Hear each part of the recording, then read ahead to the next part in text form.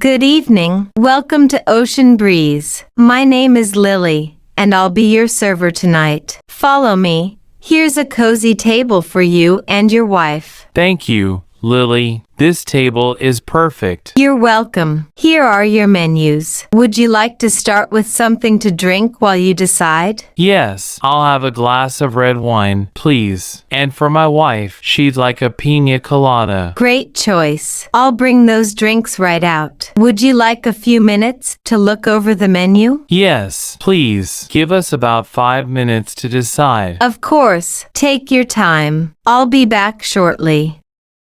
Here are your drinks, a glass of red wine for you and a pina colada for your wife. Are you ready to order? Yes, we are. I'd like the red pasta with shrimp and lots of cheese. Sounds delicious. And for your wife? She'd like a medium rare beef fillet with tostines on the side. Excellent choice. I'll put your order in right away. Anything else for now? That's all for now. Thanks. Oh, by the way, where's the restroom? The restroom is right down the hall to your left. Perfect. Thank you. After the meal, Lily returns.